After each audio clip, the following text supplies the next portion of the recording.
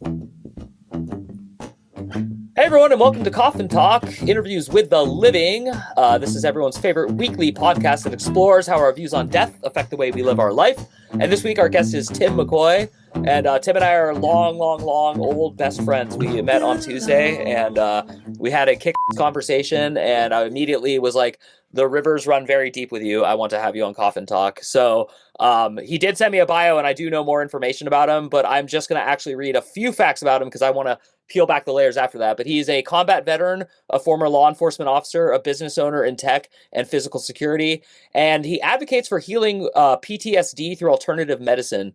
What I liked the most about his show is, as he says, he brings a raw authenticity and relentless curiosity to every episode. And while that may just sound like a really cool phrase, like I really felt that from him. He really does have a raw, natural approach to inquisitive questions, and he just like wants to learn. And so I felt like a kinship immediately with you, Tim, because that's how I feel about life. And then we found out, and this is the last time I'm gonna just talk, that we grew up like very near each other. So that's always comforting and weird too. Like when you're at the end of an interview and you're like, oh wow. So that kind of segues into the first question we always ask on the show, which is, how old are you? Where did you grow up? And what generation, if any, do you consider yourself a member of?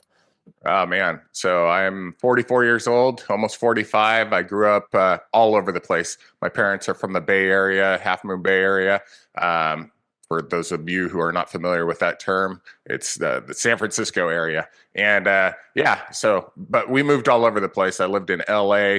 I lived up by, Northern California in the middle of nowhere called Greenville, California. And then spent kind of the majority of my life in Oregon. Back in 2001, I moved back down to the Bay Area for about 4.5 years. During that time, I was in the National Guard, and 9/11 happened, and so I got activated and spent some time on the Golden Gate Bridge doing physical security. We were supposed to be protecting it from terrorism, which little secret, there's no way we would have been able to stop anybody from doing anything. A couple dudes with some M16s, and yeah, man. But I mean, you're on Coffin Talk, you talk death. That was kind of my first experience with seeing death, man. So the Golden Gate Bridge is like the number one place in the world for people to jump off, and I watch people do that. It was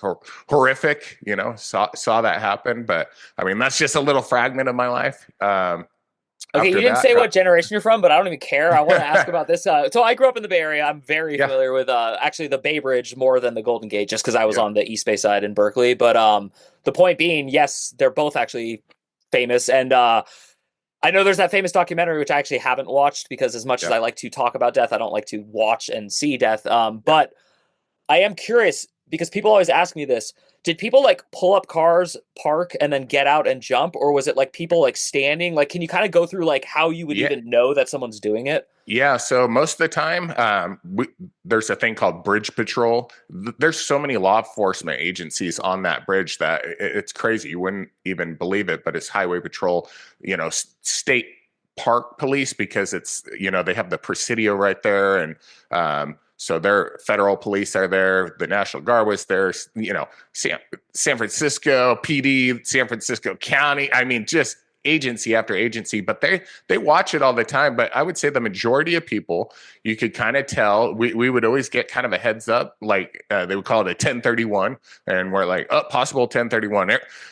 Being, this morbid or not morbid, we were kind of down below the bridge, and so we'd run out there and look and see if we could see, who's up. And, I would say 50% of the time, you see somebody hop over the rail, and it's devastating. It's terrible. But there's been a couple times when it was like somebody stopped. I mean, there was this one time when I was working in the middle of the night, and,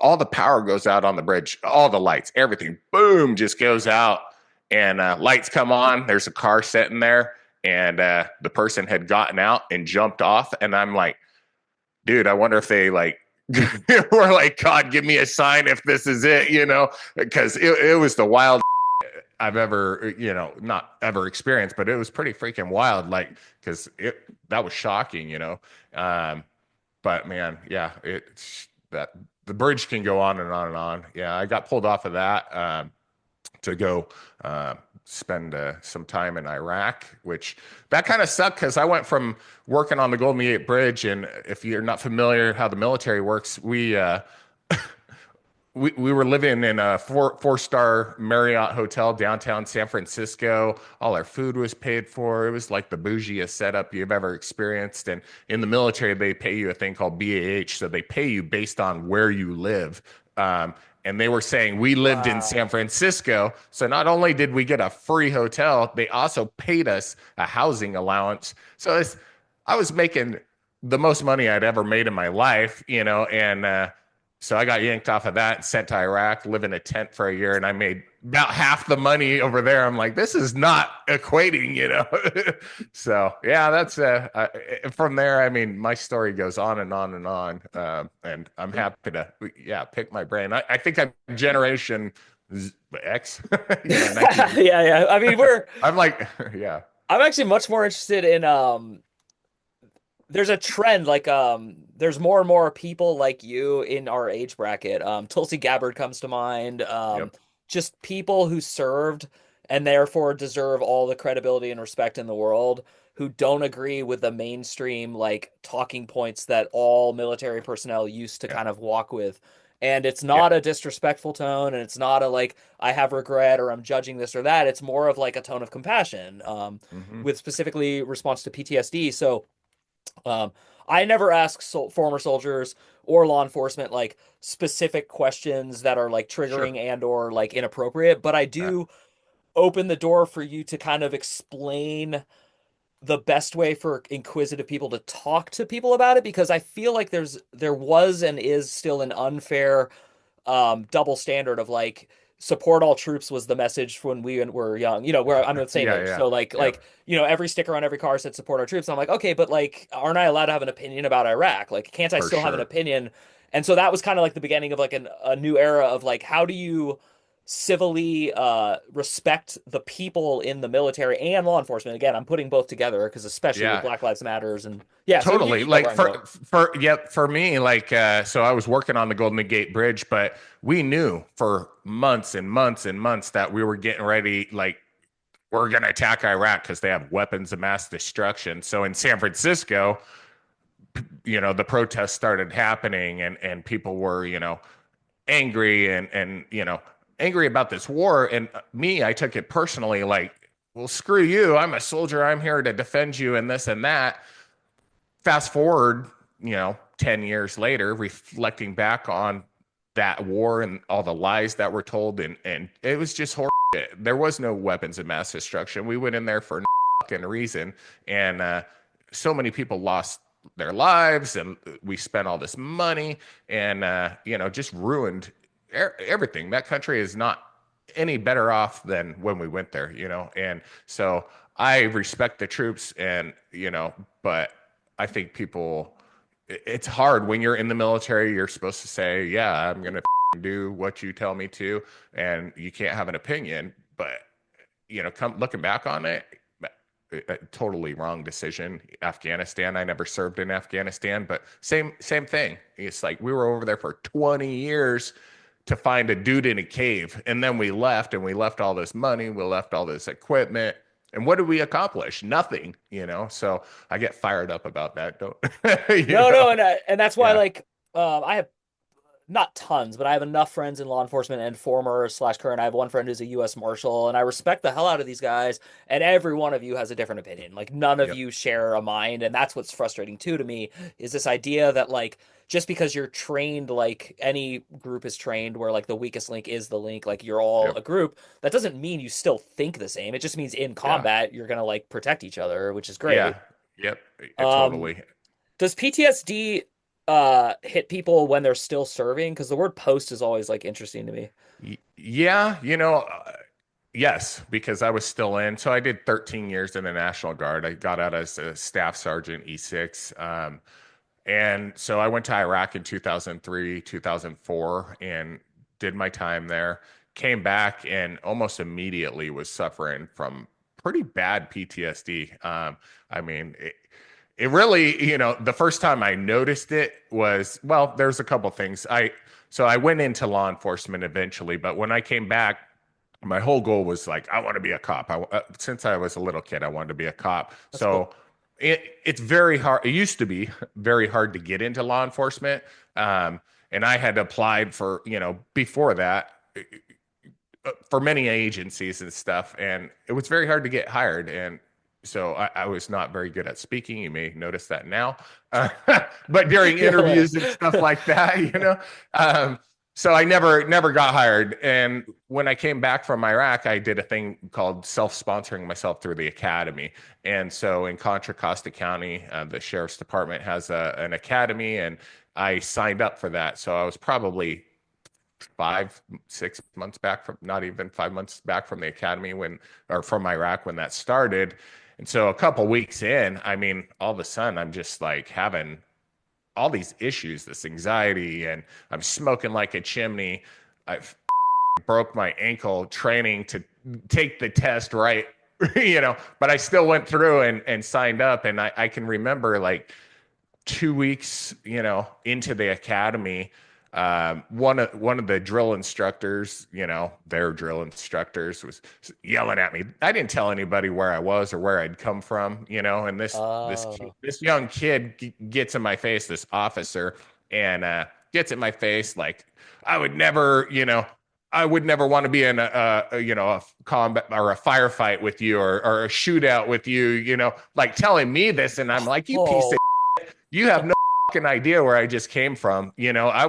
I was heated, and it was like, so the next day it was like, okay, I'm either going to kill this dude or I'm going to just leave, and I thought, um, I should probably leave. And at the same time, I started having all these kind of medical issues, unexplained medical issues. Like, it's a weird story, but like my left nipple started leaking fluid, and like I was like, it's just all this weird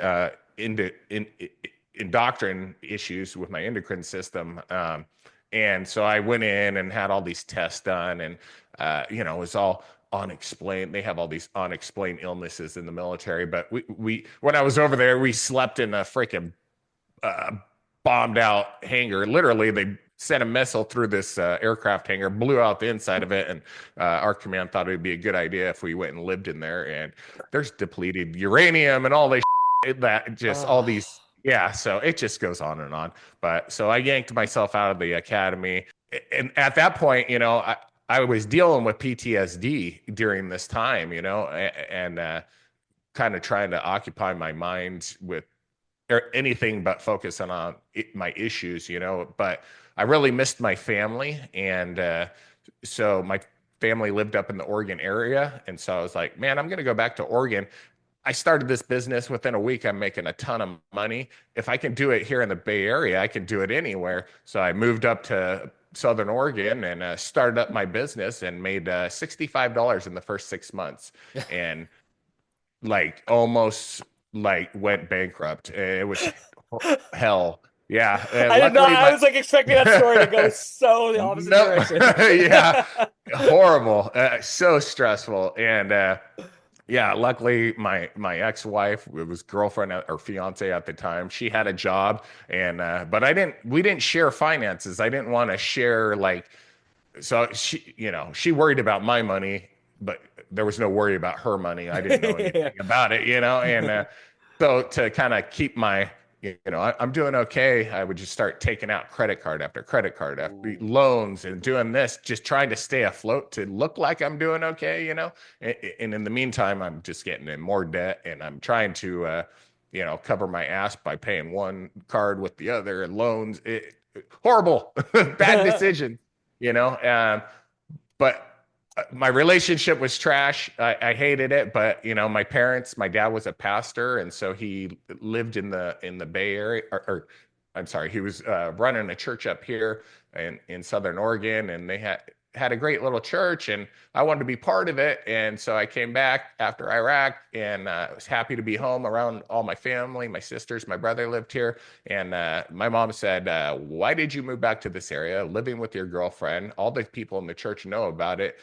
Basically, you're an embarrassment. And, you know, they were pissed about it. And I was brokenhearted. Yeah, it was awful.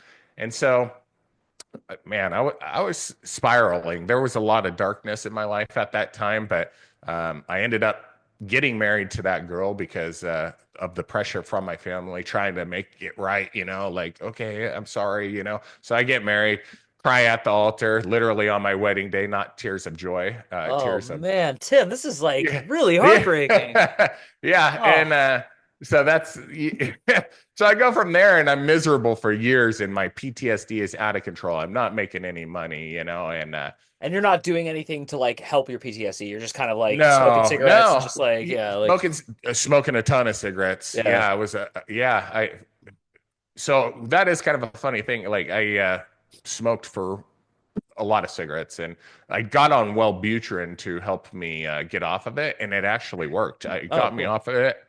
I started taking some medications, and I was starting to do a little bit better. And then, yeah, I decided like this relationship, I do not want to be married to this girl. Like this was a bad choice. I talked to my dad, and this is in probably August, the end of August of 2007. I'm talking to my dad. I say, man, I made a bad mistake. I don't want to be married to this girl. And my dad's advice was, well, go to counseling and try to work it out. Uh, So I didn't do that. Instead, I started kind of working out and was like getting to the point where it's like I'm fucking leaving. I'm done with this. I'm on the right track. I talked to my brother. He was my business was starting to pick up a little bit, and yeah, I talking to my brother, and we're kind of making a plan to maybe get a place together. And yeah, on I guess it was September the last day of September 31st. My brother called me, and he's like, "Hey man, I want to come over, hang out." And I asked my ex-wife at the time, like, "Hey, is it cool if my brother comes over? We're gonna just hang out and do whatever, And she's like, "I don't want anybody over here." She was nasty at that time to me, and I whatever. She was dealing with we're her own stuff. we're both divorced, so I get it. Like Yeah, I and know how like in real time you just like can't stand the other person, but it, many years have passed, so I just want to give sure. you credit. Like I understand. Yeah, Yeah. and the thing is, she was dealing with a lot, and I didn't mention this, but I can mention it now. While I was in Iraq, her sister at 14 years old was killed in a car accident. Oof. Yeah. Terrible.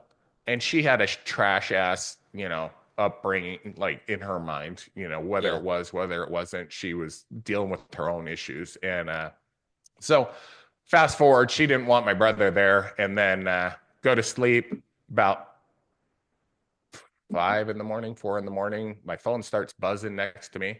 I look over, dad and mom, and I pick up the phone and answer it, and it's my dad. And he starts asking me these random questions like, where's your brother live? What, blah, blah, blah, asking about my brother. And I'm confused. And all I can think of, I hear people in the background talking, and he says, I say, what is the repo man there? Because my brother was behind on everything, had a kind of a rough upbringing. And he says, yeah. And so I kind of was like, oh, good. And then no, he then says, no, your brother was killed in a car accident last night. And it was kind of a weird situation. So literally that night, I woke up probably about 1 o'clock in the morning and had this overwhelming panic that my brother was dead. And yeah, he was. And I don't know what that is, but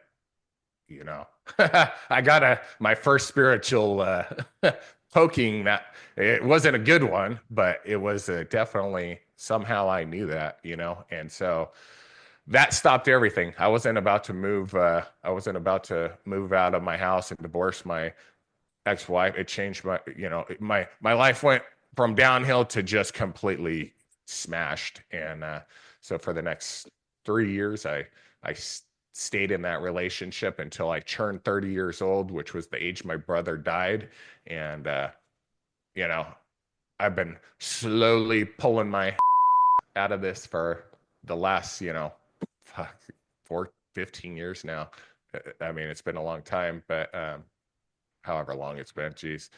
So anyway, that's kind of where the beginning of my life started, and Mhm. you can No, cut me off that's anytime. I mean, it's not about cutting you off. I mean, first of all, just it's important to actually say it. It's not I'm saying it just to say it, but like my heart Yeah, really does go out to you. I like have had severe issues in my life and they're different, but I understand the some people like in AA. I don't go to AA. I'm not a recovering alcoholic, but I know yeah, that like there's this thing called rock bottom, but it's not just hmm for alcoholics. I think it's for yeah, non-spiritual people and it's also for spiritual people. Like it doesn't matter, but like I feel like for most of us life slaps you really hard.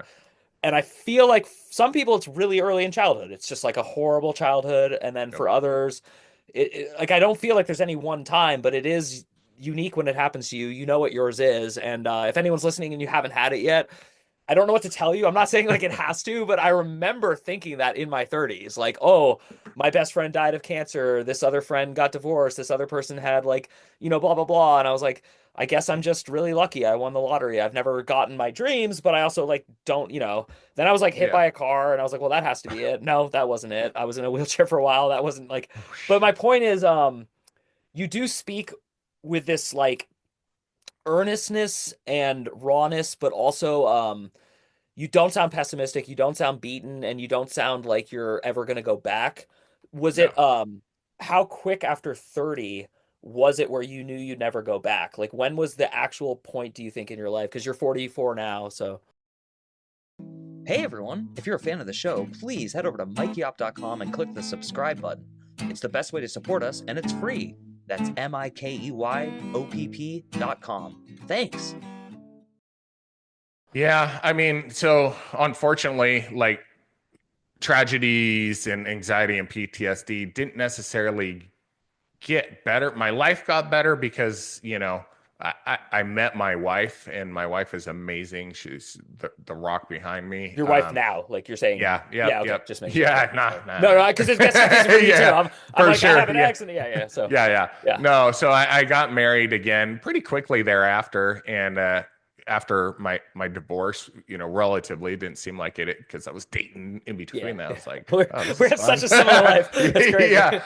So Yeah, we got married and but while I was single, I dated my friend's sister. Yeah, that's what friends do. He dated my sisters. I dated his, and it's she also the was. divorced man. You just kind of like throw Oh out like yeah, I cards. gotta talk to Yeah, everybody, yeah, and so I dated this girl for a while. I lived in Oregon still, but she was a cop down in the Bay Area, and I don't know. It's a long story, but we kind of started dating for a little while, and I did some ride-alongs with her, and I was like, oh man, you know what? I still have that like I want to be a cop thing, and by that time. Not as many people are wanting to sign up for law enforcement and stuff like especially in that. the Bay Area. Oh Yeah, my so gosh. I was like thinking about going back into it, and almost moved down to the Bay Area with her, but she beautiful girl, much love to her. She's a great person, but I started seeing those same tendencies as my ex-wife, where I was like, Mhm. I Yeah, don't want to yeah. just jump into this same thing again. I just left that. And so on this, my wife at the time, we were just friends, but we hung out all the time, and so I just was like, you know what, dude, I love this chick. Like, I love this chick. I've Yeah. loved her since the moment I've seen her. I just didn't think I had a chance because my wife, is a smoke show, and then there's me, and I didn't think I could pull her in. Somehow I did, and so so we dated, and we had a great time, and one of the first conversations she ever had with me was that I don't want kids. And I was like, cool, I don't want kids either. And about, and so we just partied. And a lot of the partying that I did was to mask my anxiety and depression and all this stuff because that was still raging inside of me. But I was just really, I never consider myself an alcoholic, but if I'm going to be around people, that's my jam. I'm not going to be Yeah, there yeah. sober. No way. And then, when I get home from that party, it's just full of anxiety and ruminating thinking and all these, problems that you on the outside you look fine, on the inside you're just a mess, and so eventually we kind of were like, hey, we decided, you know what, maybe we shouldn't party so much and we want to have kids. And so we started that process. And long story short, we ended up having 4 different pregnancies that turned into miscarriages and lost those pregnancies. And it's like, fuck, dude, and heartbreaking, destroyed. Some of those were far enough along where we thought we had named these people, or I one understand. Yeah. one our daughter, and this is a long story, and it's a rose, and that's a wild ass story how I got that tattoo, and it was recent. But yeah, I mean, we made it through that, and we ended up having 2 kids, beautiful kids. They're healthy and well, and 5 and 3, and they're the best things I've ever experienced. I just want to let you know how much we have in common. Like, so we're both divorced and we both remarried someone and we both feel like we outkicked our coverage, as the saying goes, and all that. But in addition to that, my wife has been pregnant 5 times with me and we have 2 kids. So we've had Yep. 3. I won't Yeah. get into the stories, but I understand what you mean about that. Like, It, and then yeah, and then the Bay Area connection and everything. But I just think it's very the miscarriage thing is something that I actually went out of my way to speak about a lot to people, and I'm glad that you're doing it too. Which is like yeah. the numbers are way higher than people think because there's not a lot Totally. of reporting. And so, just Yeah. if you're young and you're out there, like don't give up, keep trying. I would Totally. assume you Yeah, would and agree. it's devastating Yeah, for a woman, yeah, especially. yeah. That's oh my god. Yeah, thank you. We go into the OBGYN, and it's like, oh, we're gonna have an ultrasound today. We're far along, no heartbeat, and you're like, and just what do you do with that? My wife's just devastated, and what do I mean, what did we do? We went and got a bottle of wine and walked through the woods and just drank our, sorrows away. Not getting drunk, but just like at that point, it's like you don't know what to do. You're No, just for at a sure. loss, and you Um, try and try. so we've talked about a lot of death on the show, which is actually Yeah, appropriate. We talked about people totally. jumping off the bridge. We've talked about again your brother, which Yep. really does break my heart. I have a brother; he's my best friend. Like the one thought I can't think is that thought. It's like the Yeah. yeah, and so and then we've talked about the children and the miscarriage and like naming them and all that because I think that does count.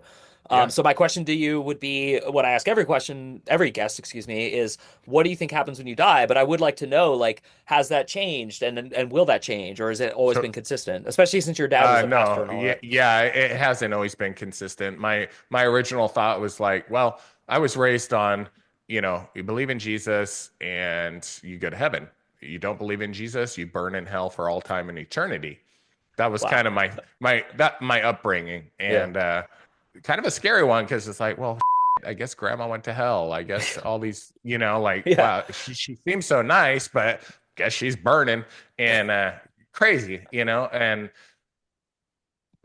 but eventually I started realizing, and this is my opinion, this isn't religious advice, but I just thought, I don't think that's right. I don't think that God, in all his infinite wisdom and creating everything, would just send somebody, especially people who never even heard the story of Jesus, or they're going to burn in hell for all time and eternity. It just wasn't adding up, and there we could talk about that, and people have philosophies on, well, if they've never heard the story, then they're still going, and if they believe in something, and so yeah, but really where my experience changed was in the last probably year and a half now. I went and did ayahuasca for the first time, and I had the most life-changing, profound experience. Bring it on. Like, Let's hear it. yeah, Go it ahead. it changed my life, and so I went into it. my life sounds good, and on the outside it was, but there were some other things that happened between marriage and ayahuasca, tragedies and law enforcement and dealing with death, and had a kid, little kid die on me, and that's kind of a weird story, and it ties into my ayahuasca experience. So I was doing better, and then yeah, I'll tell you real quick. Like Yeah, I was please. doing better, and then on December 12th, 2022, I think it was, I was called out to a child not breathing. And As a police officer? As a police Okay. officer, Okay. yep. And so I was working the night shift, got a call. I was the closest one there, me and my partner.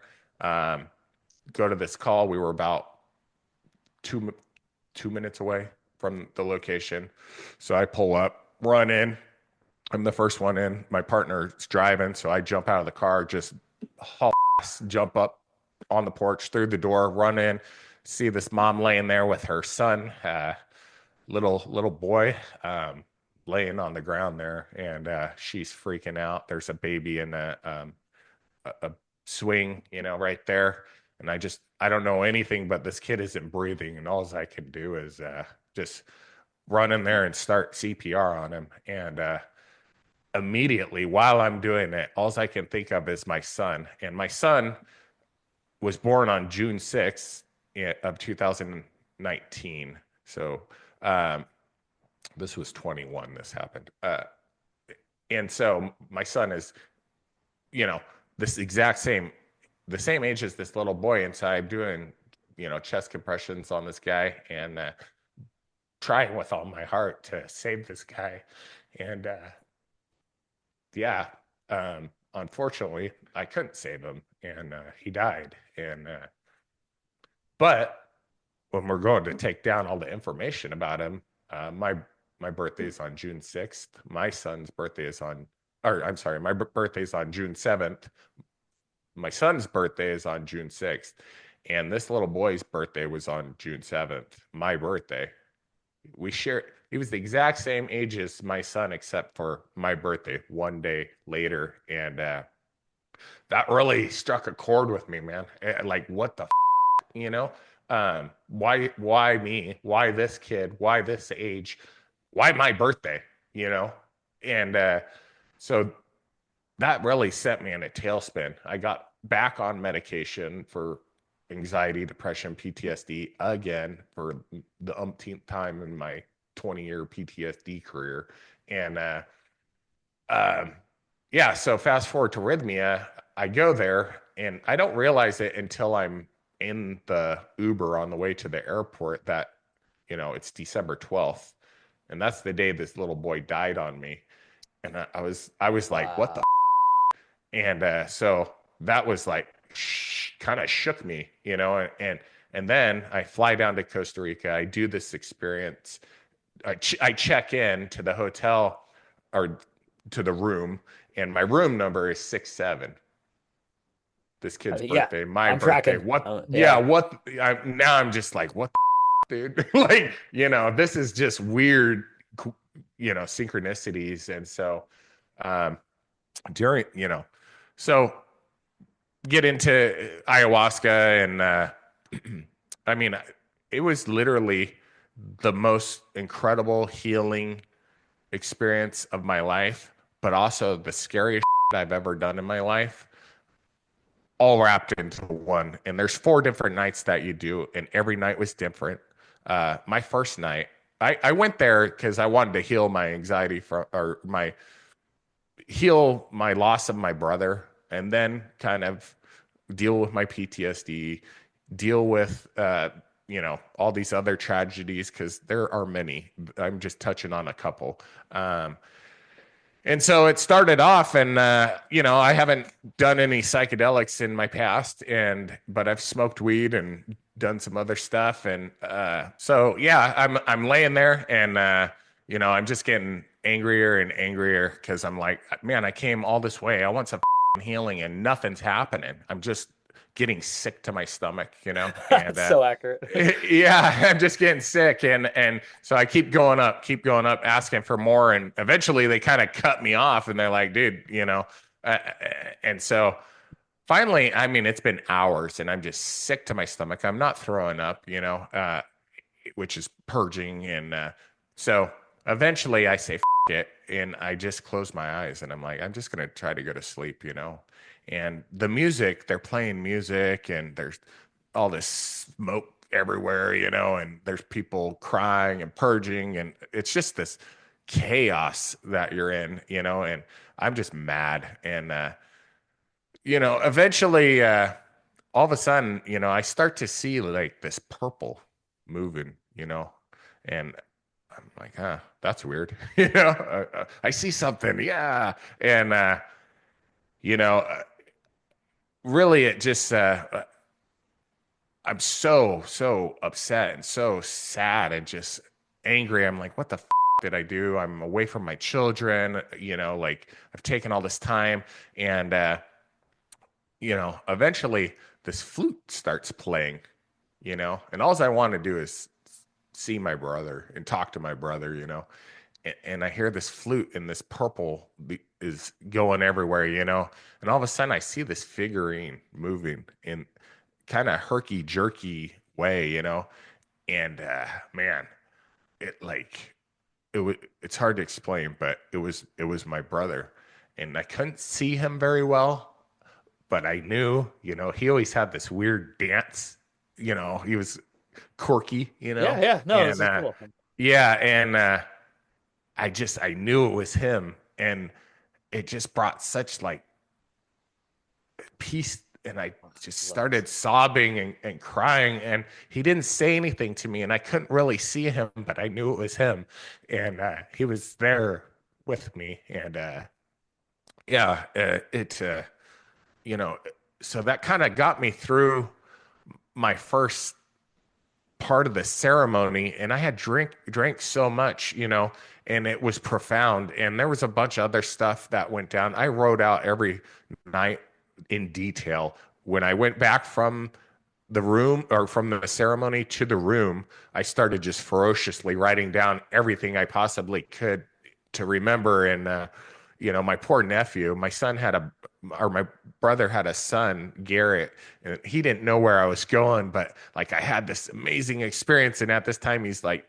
20, 19 years old, 20. I fuck 4 in the morning Oh, and wow. ferociously send him a message. I saw your dad. Like, Oh, God. I'm down here Oh, doing no. this ayahuasca. Don't text people when you're under Oh, ayahuasca. God. Um, Yeah. and so he's a good, you know, he's good. And He he's took like, it in yeah, stride. that's great, man.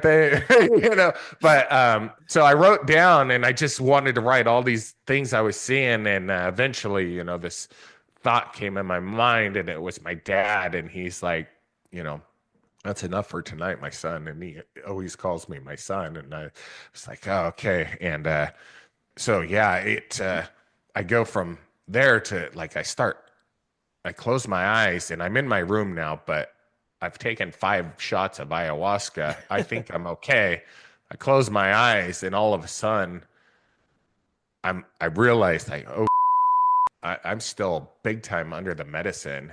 And all of a sudden I go and I'm like in this operating room. And I don't know if you've ever heard about this, but they call it sacred surgery. And these entities can show up and perform surgery on you to heal you. And all of a sudden, I'm in this operating room, and I kind of realized because I had heard about this before, and I feel I'm laying there, but I feel like I'm sitting up in this operating room, and I don't really see the entities, but they are like, "Do you want this? Do you want the surgery?" And I didn't physically say anything, but I transmitted like yes to them. And on the back of my head right here, I just felt like this. It was just this, bzz, you know, like this crazy, like they were working on me. And it sounds totally schizophrenic. And I mean, I get it, but when you try to explain Yeah. you shouldn't really try to explain your ayahuasca experience, but sometimes I like to talk about it.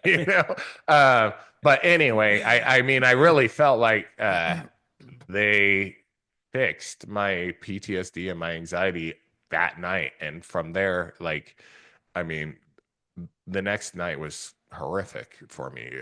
I started, dealing with all my demons. And when I say demons, you could say, you've had different experiences. Sometimes you're awake, you're looking around, and you can go to the bathroom and you're in the medicine. For me, it was that experience, but at the same time, it was like a veil had been dropped and there was demons and angels and Jesus showed up, and all while I'm in awake in the medicine. I can look over and talk to, so and so, and I can look around and see all of the shit going on. And it was horrifying. It was absolute hell. I was scared, and all I could do was just pray and pray and pray to God, like, to please take this from me.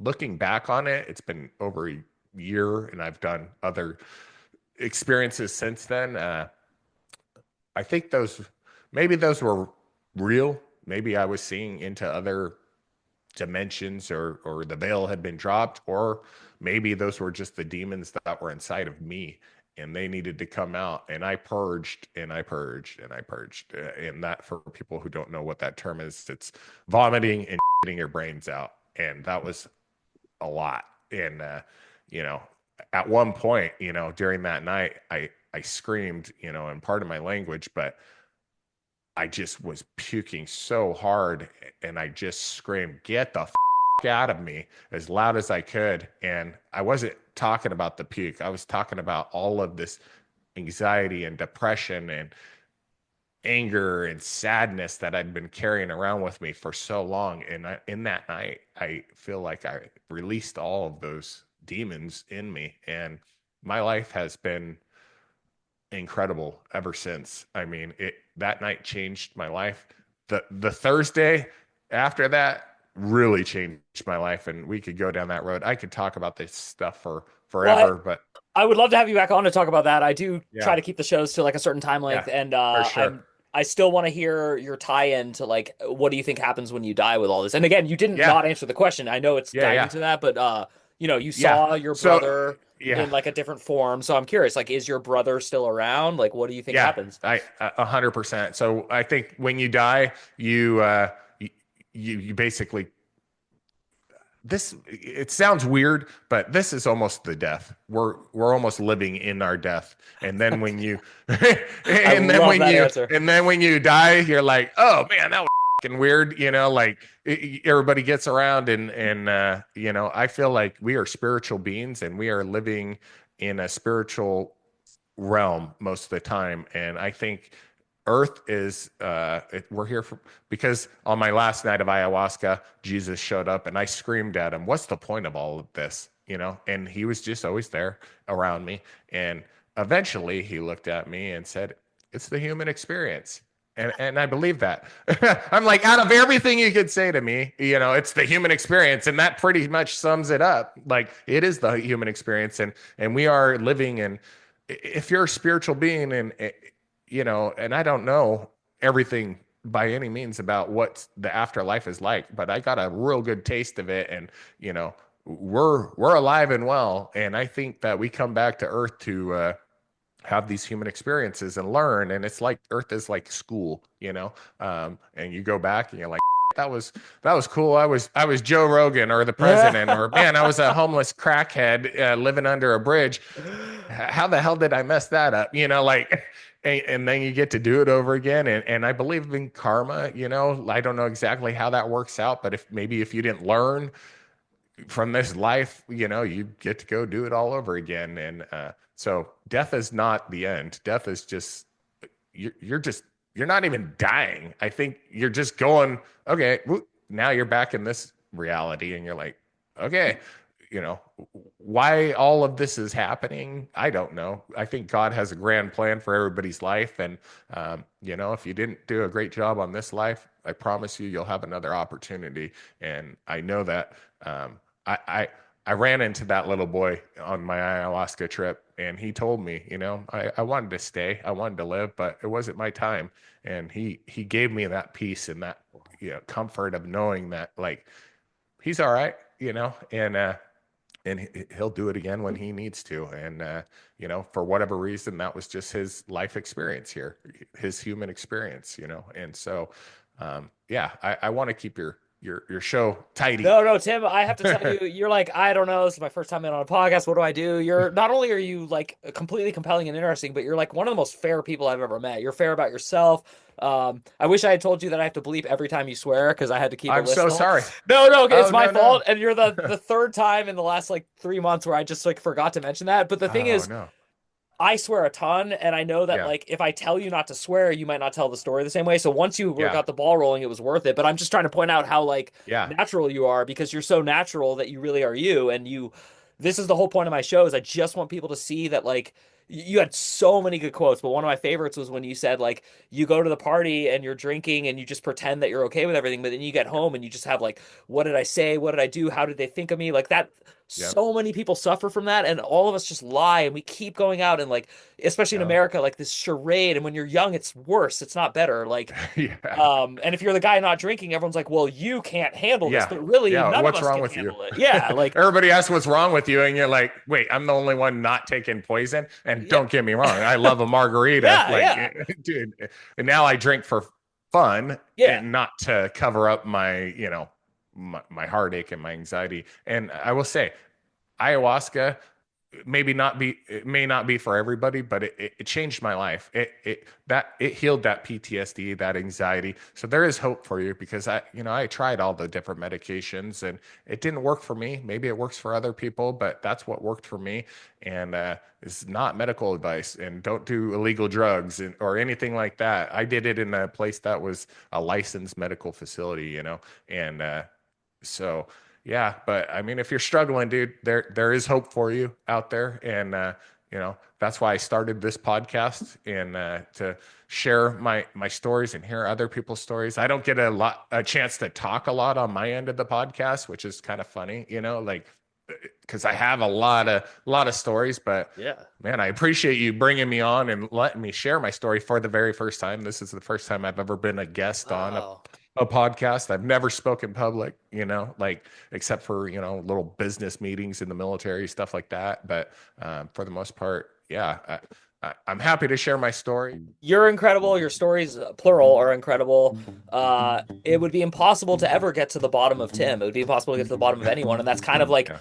when you're so quotable. I mean, seriously, like 5 million quotes in my head. But like the human experience, like, yeah, what else did you want Jesus to say? What would any of us like? What do Yeah. you want to hear? Like, why'd you go to the movie for the movie experience? Like, of course you're here for this experience, and this experience is not like something you get to like. Oh no, I only want good things. I want like everything Yeah. I think Taylor Swift has, but none of the other stuff that I clearly see she has. Like, you know, to idolize anyone, Joe Rogan, Taylor Swift, any of these famous people, Donald Trump, like it doesn't matter who you're looking at. All of these people internally suffer. They all have doubt and like what we're talking about. So 100%. everyone at home, thank you again for listening to Coffin Talk and checking in. As always, the best way to support our show is just to head over to mikeyop.com. That's MIKEYOPP.com, and sign up for the free once a week email, and you'll hear from me. My name is Mike Oppenheim. You have been listening or watching Coffin Talk, and we will see you soon.